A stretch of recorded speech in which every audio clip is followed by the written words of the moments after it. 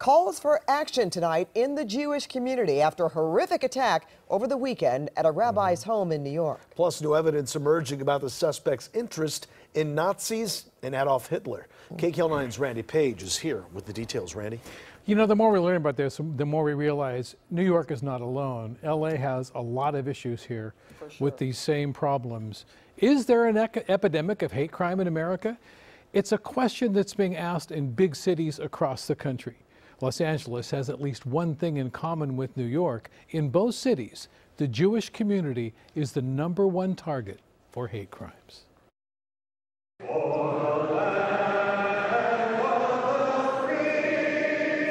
In New York tonight, a show of unity for the victims of a brutal machete attack Saturday night at a Hanukkah party. Mr. Thomas, why'd you do it? The accused attacker, Grafton Thomas, has been charged with hate crimes. Handwritten journals were found inside Thomas's home that show references to Adolf Hitler and Nazi culture on the same page as drawings of a Star of David and a swastika. The criminal complaint also says Grafton used his phone to search "Why did Hitler hate the Jews?" in German Jewish temples near me.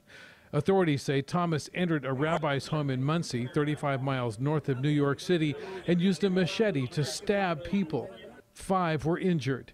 He was arrested 2 hours later, and a blood-stained machete and knife were found in his car. There are severe psychiatric issues. Thomas's attorney said he suffers from mental illness. This is a terrible moment in American history. At the Simon Wiesenthal Center in Los Angeles today, Rabbi Marvin Heyer called on the federal government for help in dealing with what he calls a national crisis of hate in America. We are now in an emergency situation, and we call upon the President of the United States to create a task force, the FBI to have a task force on anti-Semitism to combat this cancer before it gets worse. Los Angeles has had its share of anti-Semitic violence. In November of last year, Mohammed Abedin tried to run over 2 people who just left a synagogue on the west side. In Poway, 5 months later, a suspect identified as John Ernest is accused of shooting into a synagogue during a service using an AR-15 rifle, killing 1 person and injuring others. We call on the American people, Democrats and Republicans, to stand together against the cancer of hate, bigotry, and anti-Semitism.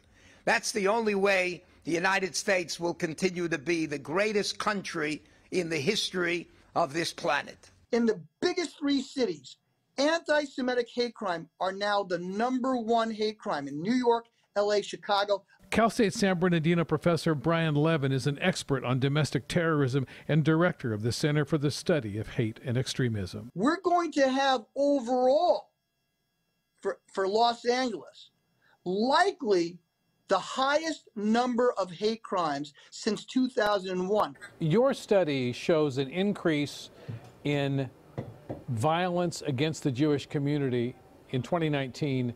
You also see an increase in white supremacy. Is there a correlation? There is definitely a correlation between this increase in white supremacy and in hate crime. And we can see it clearly with data from the net.